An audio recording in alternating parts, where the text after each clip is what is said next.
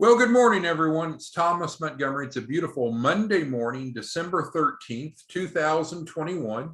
We get together with our distribution partners most weekday mornings at this time, a minute or so before 8 o'clock Central, to talk about strategies, tips, techniques, success stories. And frankly, we're just listening to you and identifying what issues are coming up and then wanting to resolve those and share that message with others. And so today's topic is a really important one, and it's probably an inevitable event that you'll face, which is based around the concept of handling clients who don't comply. And we'll get into in a minute different ways that they might not comply and what we can do about it. We have an opening paragraph, or I guess two, that I had sent to you with a reminder of today's training. You know, we're not only in the subprime space, but we certainly do have many clients that are subprime. The subprime industry is one that is very profitable for those involved with it if you perform properly. And we give examples of Springleaf Holdings and Santander, but the bottom line is there's a lot of money that can be made by helping people get what they want, even though they're subprime. But you're going to have to, again, have some processes in place to protect yourself. What that's called is, it's called creditors' rights. And so you have rights to be paid. You have rights to hold your clients responsible to do what they promised to do. So we're going to talk about some of those areas today and some potential remedies. So there are really four different triggers, as we call them, shown on the screen here, that are usually what you could face with clients that are going through your access to capital program. And again, I'm speaking to those of you that are white label partners. If you're an affiliate, frankly, doesn't matter much, right? You refer in and just get out of the way. But if you're a white label partner, then this is very relevant because they are contracting with you. So you could have clients, well, let's step back even before the first bullet. You could have prospects that never sign up. Well, that doesn't fall into this discussion, right? That's because you didn't create enough of a persuasion or enough of a benefit to them that they wanted to enter into an agreement with you. So that's obviously not a breach. They never became a client. Thus, if they didn't become a client, you owe them nothing, they owe you nothing. All square there. However, once they do sign up and agree to your agreement or terms and conditions for access to capital, now there are certain things that they need to be doing so you and we can help them. For instance, you could have a client that signs up and then we send them the white label version of the funding proposal via Adobe, and then they don't sign it and they don't complete that. Well, what does that mean? That means, well, there is no first tranche financing, right? Without an app, a proposal funding app, then you and I can't help them find their first tranche of capital. So if they fail to do that, then they owe you the $2,500 or whatever you're setting it as deposit, because there's no way that you and I can help them get financing for it if they don't fill out the app. Now, we want to give people the benefit of the doubt. For instance, I was working with one of you this morning and you sent me an email. One of you sent me an email with 5 or 6 clients that said, hey, they never got their funding proposal app. So what we're able to do is to go into Adobe, make sure that it was sent, and even send you the activity. And we did that for the one of you this morning I'm talking about. And so, in fact, sometimes clients are receiving the funding proposal app, they're viewing it, but then they come back and tell you, oh, I never got it. So maybe it's confusion, maybe it's an opportunity to educate them regardless, but we do need to make sure that they receive the proposal application via Adobe. We will notify you, we'll copy you on that, and then you want to prompt them to complete that. Each day, Adobe will remind them, because again, if they don't fill that out, there's no way that we can arrange first tranche financing for their deposit. And if they fail to do that, they're in breach of the agreement. We'll talk about how to handle that when we get below these bullets here. So that's the first common trigger. Someone signs up and they don't even fill out the proposal app. You could also have clients that do fill out the funding proposal app, bullet 1, but then they don't accept financing. And we see that on occasion. And so here's a financing offer. It's the best available from the lenders, the 30+ lenders that we work with for first tranche financing. And frankly, they do not have to accept that financing. But if they don't accept the financing offered for the first tranche to cover their deposit, then they need to pay for that deposit out of pocket or arrange their own financing.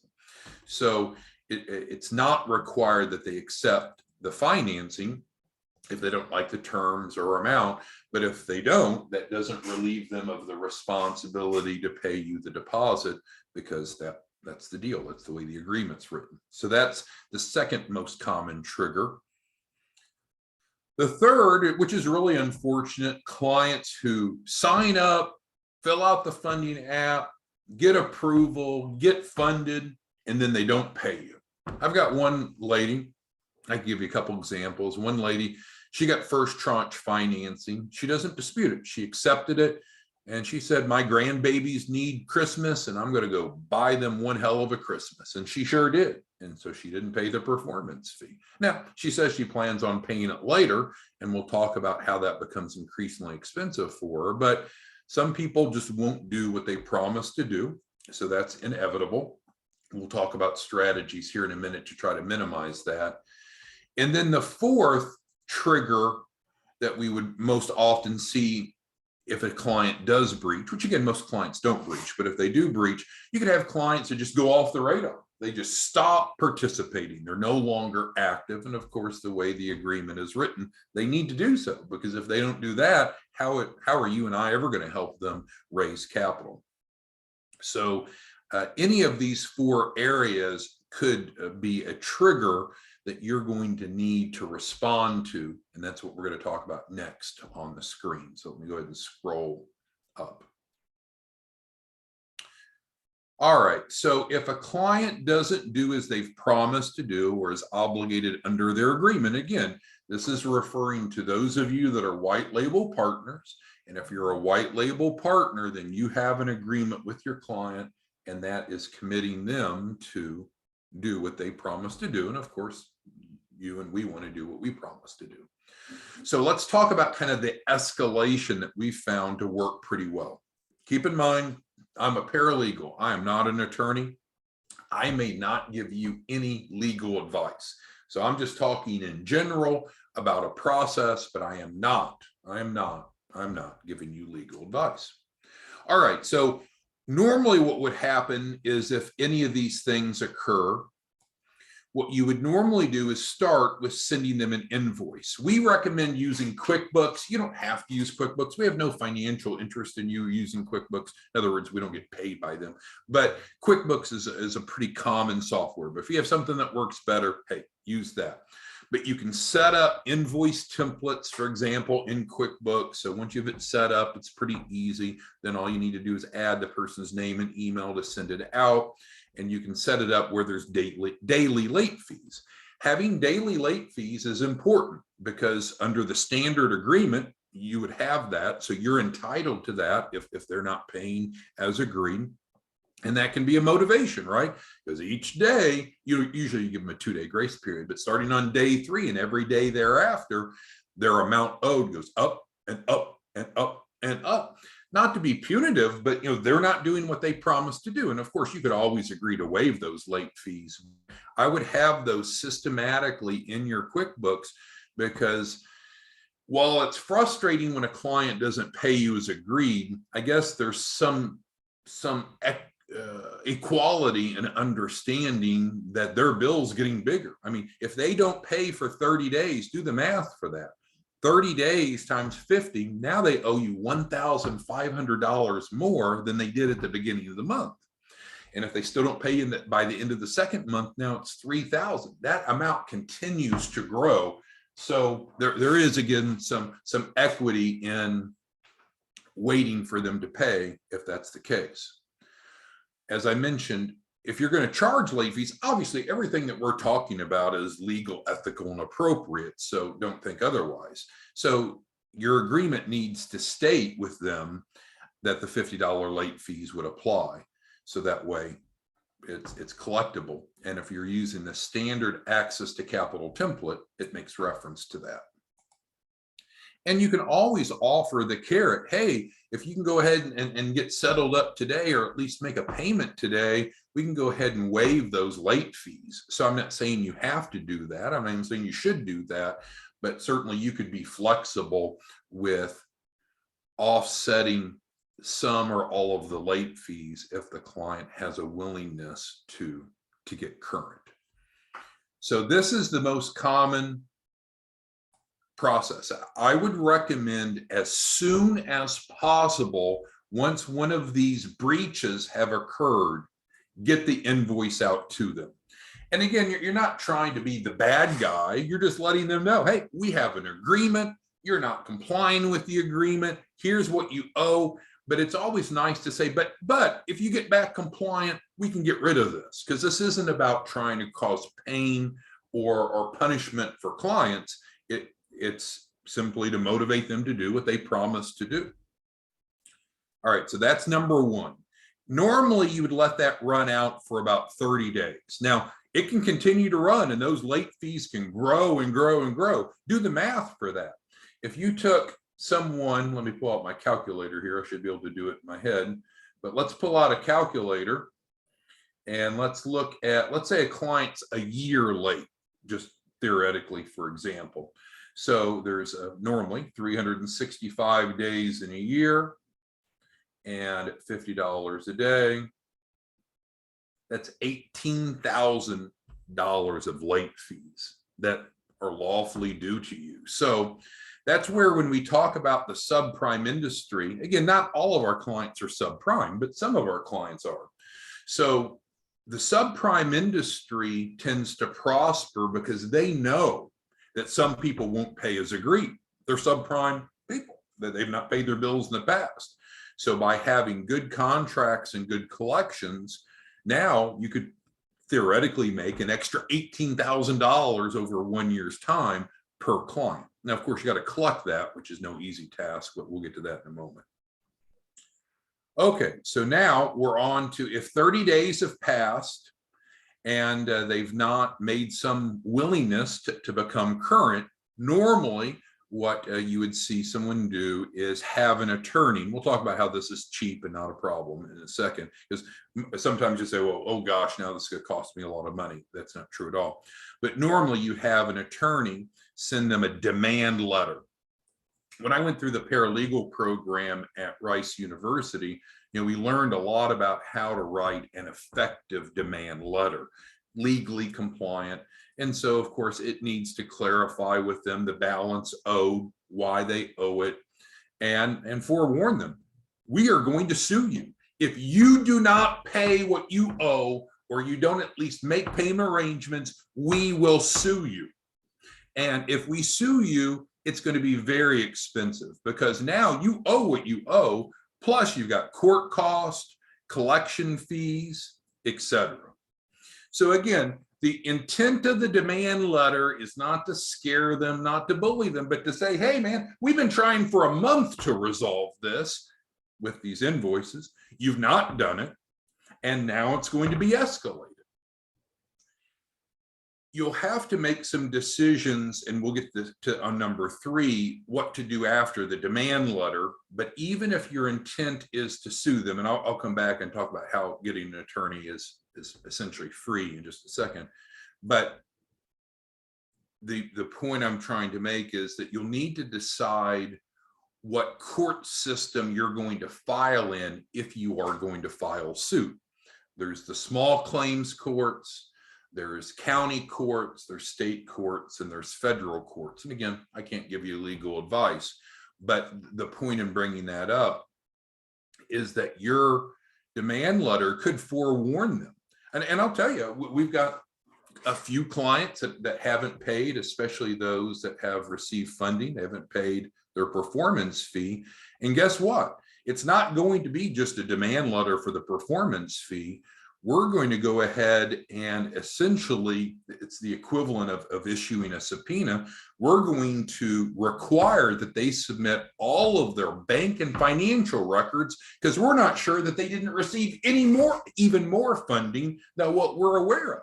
They might be really putting the screws to us by having received a lot of money that they haven't properly disclosed per the agreement. So again, depending upon the court system you file in will determine if you can make those additional requests up front. Back to a free attorney. So going and getting a retainer with a law firm is not going to be cheap. So what most distribution partners are doing is signing up with a company like Legal Shield, which we have no financial interest in. So it used to be called prepaid legal. So with Legal Shield, you can sign up for that for next to nothing, and they'll write demand letters on your behalf. Still comes from an attorney, still comes on attorney letterhead. It's not quite as strong because they're really not going to litigate for you. So instead, you could actually have an attorney that is contingency only. And we have one of those on retainer.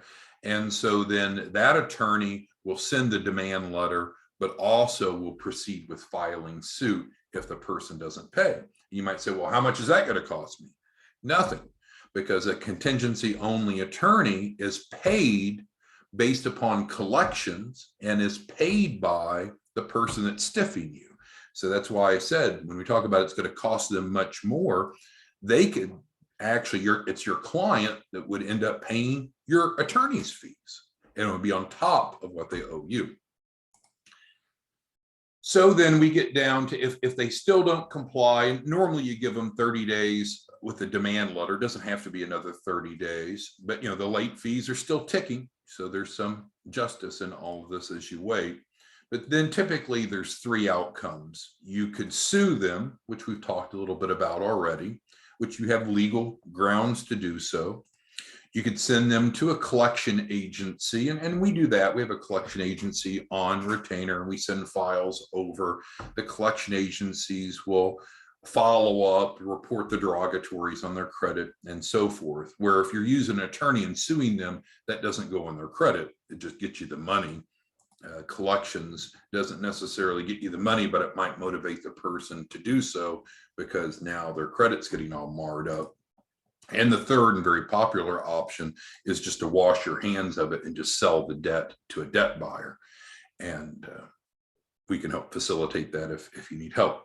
So those are the three most common. Now, I guess the other option that's not listed here is you could just write it off. If you just say, oh, never mind, you could write it off. But just keep in mind, if you're a white label partner and you write off what the client owes you, that doesn't mean that the agreement between you and us has changed.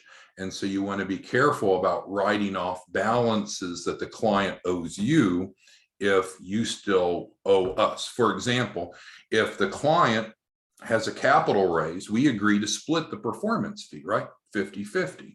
So let's say the client doesn't pay you. Are we going to come after you for that? No. What we're going to say is, all right, if the client's not paying, what are you doing? Have you sent them an invoice? Well, if not, you need to do that. As 30 days has gone by and the late fees are accruing, okay. Have you had an attorney send them a demand letter? No. Well, then you need to do that. That should be part of the process. So we're hanging on there waiting for you to get paid because we're doing a 50-50 split. And so then after 60 days or so, we need to figure out, well, what are you going to do? What are you going to do? They're not paying. Are you going to sue them? You got to send them to collections. You got to sell the debt to a debt buyer. You want us to buy it from you. There's got to be some resolution. So as long as we're working together through this process, then you're waiting to get paid and we're waiting to get paid. I understand that. But in contrast, if what you're doing is saying, oh, never mind, well, that doesn't excuse the financial responsibility between you and our agreement. So just keep that in mind. Lastly, there's just an italics paragraph here, and I'll read. So assuming that you have an executed agreement with your client, which you should, you shouldn't be performing these services without a written agreement with your client. It could be online terms and conditions, or it could be more traditional format. You're very likely to win in court. And there's other things that can be done to hold the client responsible, but we won't go into that. So once if it does escalate and then you need to sue them, so the point is with the asterisk here, so we kind of continue over here, that if you sue them, the odds are you're going to win because they've breached your agreement. And with that, then you have to go through the collections process, because keep in mind, just because you win a lawsuit against someone doesn't mean that you immediately get the money, unfortunately. So there still has to be the collections, but there's a process for that. And so to get the money, they could voluntarily pay, which they may or may not. But if they don't, then you can set up and get garnishments to yank money out of their bank accounts, to garnish their wages. So literally, and it can vary a little bit where they live, but literally you could get a big chunk of their paycheck every pay period sent directly to you from their employer if you have that court order. That's where a lot of these subprime people make a ton of money. One example, love him or hate him, so I'm not getting political on you, but is Jared Kushner. Jared Kushner is the son-in-law to former President Donald Trump. Well, Jared Kushner is sometimes referenced to as a slumlord, and that's not my opinion. I'm not making a defamatory statement, but there's articles and news programs that theoretically or possibly it's been reported that he owns some low rent properties, people don't pay, and then he sues them. So even if they work in the segment I watched, this lady worked, I think, at McDonald's, so she didn't make much money at all. So you think, well, what's the chance of collecting from her? Well, he and his firm will sue anyone that breaches a deal against him. And so she may only work at McDonald's, she may only make $12 an hour, whatever she makes, but he's getting 25% of that until that debt is paid off. So getting money out of their bank accounts, garnishing their wages, placing a lien on their business. And of course, all of this has to be consistent with how your agreement is filled out with them, what your rights are. But it can even get as extreme as having the local sheriff do a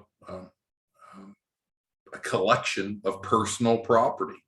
And so taking their toaster and their kitchen table and their microwave and business assets, if the agreement is also for business, for payment. So it doesn't make sense for clients to sign up with you and then breach the agreement because you're holding all the cards. If they do want out, you could certainly work with them and come up with something that's agreeable so everyone's needs are satisfied. But in general, it's going to be very expensive for clients because they're going to owe whatever contractual amount, which is typically the performance fee and the deposit if they quit, late fees, collection, court costs, and so forth. All right, so with that, let's go ahead and let me shrink this down and see what questions, comments, concerns any of you have before we wrap up today's training. Anyone have any questions, comments, or concerns regarding this? And so this isn't meant to worry you, but if you're going to work in the subprime space, you just got to go into it eyes wide open and realize some people won't do what they promise to do. And if they don't, what we've discussed is, well, some of the reasons that they might breach. And then we've talked about, I think what we'd all agree is a professional and fair way to escalate it to try to help them get current. And that's always the goal, right? We don't want to sue people. We don't want to take their toasters and their kids' toys for payment. What we want to do is just, we want them to do what they promised to do. And we need to do what we promised to do, of course.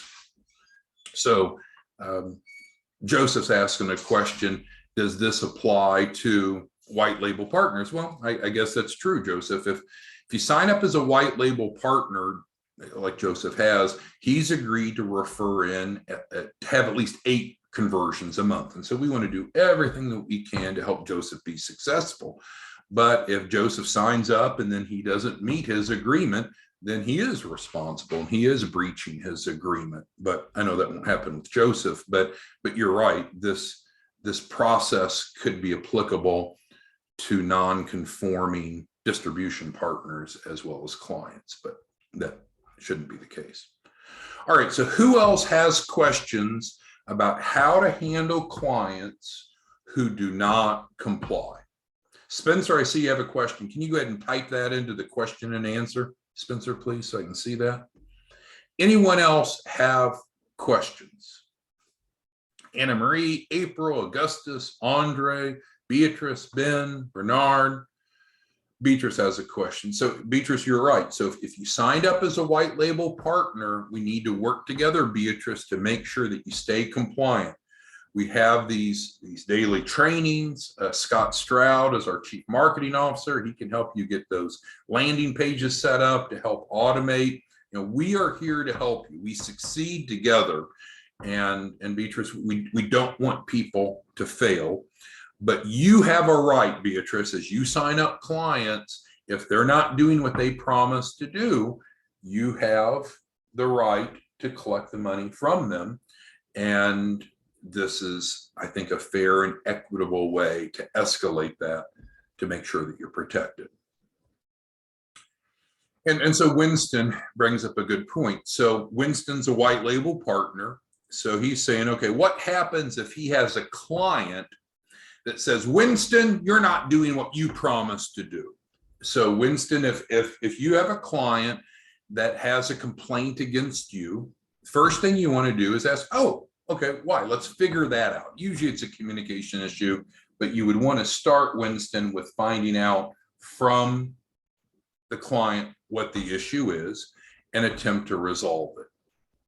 All of our agreements, and if you're using our template agreement, Winston, has arbitration in it. So if for some reason a client felt that you were not doing what you promised to do, what the client has agreed to do is to use arbitration as a way to resolve it. Personally, we've never been through arbitration. We've never had a client that had a beef or a grievance with us that we weren't able to resolve through the agreement. But theoretically, Winston, if you have a client that says, oh, Winston, you're breaching, you're not doing what you promised to do as the white label partner, as their mentor, then you just want to remind them, hey, client, okay, I'm sorry that we can't resolve it. You have the information about arbitration, and then let them resolve it. So Augustus says he's lost 3 clients. Well, if you have 3 clients, Augustus, that it sounds like are not remaining active, what do you need to do? You need to, well, what we'd encourage you to consider, Augustus, is to do as we just discussed. Have you, Augustus, have you sent them an invoice that has daily late fees? Have you done that, Augustus? If you've been doing that for 30 days and they don't remedy, have you had an attorney send them a demand letter with maybe a copy of their agreement that clarifies what they owe you? So Augustus, have you done that? And if you're 60 days past, then it's time for us to have a discussion about what our game plan is for those 3 clients, Augustus. Do you want to sue them? Do you want to send them to collections, or do you want to sell them? So yes, Augustus, I understand high producing partners are going to see this happen on occasion, but it's okay. You just need to have a process that is ethical and professional and help people get compliant. And if they choose not to, then there's ramifications for them. All right, Pauline says she's going to start the process. Okay. Oh, Augustus is saying some clients don't sign up. Well, that's true. Yeah. So Augustus, that will happen. Yeah. Not all prospects will become clients, but just because a prospect doesn't become a client doesn't mean that there's a breach. There's not. So because there's no promises you've made to them and no promises they've made to you. So you're right. You want to exercise good closing techniques. I would recommend working with Scott. I'd recommend having online terms and conditions, and that can help you have a higher closing rate. But you're right, Augustus, not all prospects will sign up. But that's not their fault. That's their choice. And that's a great point. So if they don't want to sign up, they shouldn't sign up, and you shouldn't obviously put undue pressure on them. But conversely, if they do sign up, they've done that voluntarily, and then they need to do what they promised to do. And just like Winston said, he needs to make sure that he does what he promises to do. And of course, so again, white label partners have client agreements with their clients, which we're not party to. And then we have agreements with our white label partners. And so if there's ever an instance that any of you feel like we're not doing what we said we would do in our agreement, let us know. We'll resolve it. And in the unlikely incident we can't resolve it, again, we can go to arbitration. But I can just tell you, there's never been an instance where we weren't able to resolve a dispute consistent with the agreement. So we've never had an arbitration case filed against us, and thus we've never lost one. But it's good that your agreements have arbitration because, number one, the court system likes to see that. The court system doesn't want you filing a million lawsuits. They want to see that you're trying to resolve it outside of the court system. And that's obviously what you're building a track record of here. All right, any other questions that anyone has before we wrap it up today? Okay, Mr. Rich has a good question. So you'll have to look at your agreement as a white label partner, and that's going to determine jurisdiction. So normally court cases can be filed in the state in which the work is going to be done. In other words, where you're at. Could be where the client resides, or all of that could be superseded by how the agreement reads. And so normally your agreement would state the jurisdiction is going to be where you're at because it's more convenient. But if the agreement has jurisdiction in it, then that's going to supersede where the person lives. All right, and so Pauline has the final question that we'll take today. What happens if they don't complete the app for the first tranche? Well, it's exactly what we said, Pauline. It doesn't differ. So if they've not completed the funding proposal for the first app, then there's no funding that you can help them get or that we can help them get. So you'll need to go ahead and invoice them for the $2,500 with daily late fees. And explain to them, hey, we offered to help you get financing. You didn't complete it. So there is no financing. So you just need to pay it. And if they pay it, that's fine. Or maybe that'll help them realize, oh, I need to take the time to fill that out. Tawana has a point with subprime clients that, if they're already in a difficult position, they may not be so concerned about it escalating. And I think that's an astute point. People with bad credit probably don't care if you send them to collections. However, the lawsuit process is much different. And frankly, I'm a big fan of litigation versus going to a collection agency, because when they may have challenged credit, Tawana, but when all of a sudden you're emptying out their bank account legally and ethically, you're garnishing their wages, you're putting a lien on their business and on their assets, and there's a sheriff sale, they're going to realize, man, I should have paid that bill or came to some sort of agreement.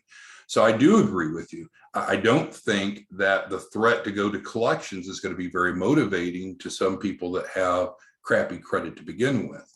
But the litigation system, just as I gave you with the Jared Kushner example, is very, very effective.